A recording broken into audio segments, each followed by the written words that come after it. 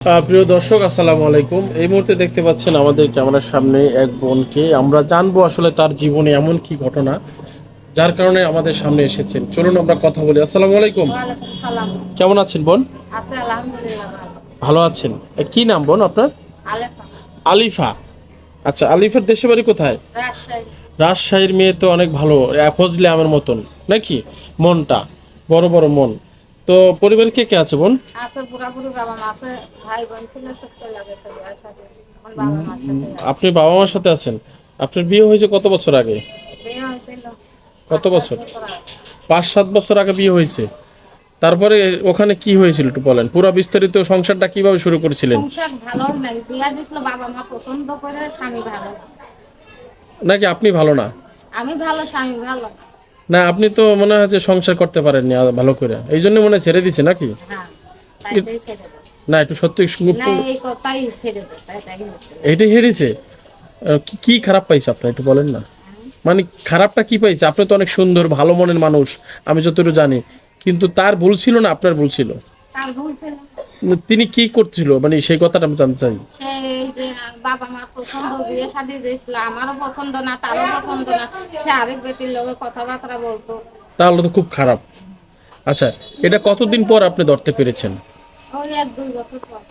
2 বছর সংসার করার পর জানলেন যে সে আর আরেক জায়গায় সম্পর্ক করে। তো তারপরে কি পদক্ষেপ নিয়েছেন একটু বলেন না বোন। তারপরে ওই যে সম্পর্ক করতে করতে বিয়ে শাদী করে ফেললো। ইনকাম করে না, কামে রোজগার করে না, মারধর করে, কষ্ট দেয়। শুনি যে তারপরে বিয়া করে ফেলে। মানে 2 বছর পরে আহ, জানতে পারলেন অন্য জায়গায় সম্পর্ক করে। তো তার পরিবারে যারা আছে তাদের সাথে কি যোগাযোগ করে এটা সমাধান করা যেত না? সমাধান করতে চাইছে অনেক, তারা কেউ করে নেই। কথা যদি পোলা না শোনে, বাবা মার তো কোনো দোষ নাই। আচ্ছা, আমরা জানি যে মেয়েরা অবহেলা করলে পুরুষরা একটু অন্য জায়গায় চলে যায়। আপনি আসলে সেরকমের করেছেন কিনা? সেরকম করি নাই আমি, যেহেতু আমার বাবা মা পছন্দ করে বিয়া দিয়েছিল অল্প বয়সে, আমি মাইনাই নিয়েছিলাম। সে বেটা আমারও মাইনা লাগে। আরেক জায়গায় ভালোবাসা করে কথাবার্তা বলে দিন রাত দিয়ে থাকে। আচ্ছা, সংসার জীবনে কি কখনো সুখ পাননি আপনি? না, খুব কষ্ট হয়। মানে সুখ পাই। এতটা কষ্ট পেয়েছেন যা একটু শেয়ার করেন, আমরা জানতে চাই আসলে কি কি কষ্ট দিত আপনার। কষ্টটা দিত, ইনকাম করতো না, মারামারি করতো, ধরাধরি করতো। ওই বাইরের মেয়ের সাথে কথাবার্তা করেই সেই মারামারি করতো, রাখবে না, চলে যা, তোমারে ভালোবাসি না, তোমারও পছন্দ হয় না। মানে প্রথম ভালো লাগছিল, 2 বছর যে বিয়ের পর সংসার করছিল, ওই এইভাবে দিন গেছে। মানে মারামারি ঝগড়া করে দিন গেছে, যে ওই তো কলম বাবা মা পছন্দ করে বিয়া দিয়েছে, তো কষ্ট মষ্ট করে থাকে। মেয়ে হয়ে জন্ম হয়েছে, কষ্ট দুঃখ আছে।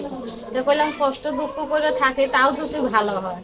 তো তারপরেও দেখলাম ভালো হইলো না, চলে গেছে আরেক রাস্তা। এত ফিরাবার চেষ্টা করলাম, সবাই চেষ্টা করলে সে ভালো হইলো না।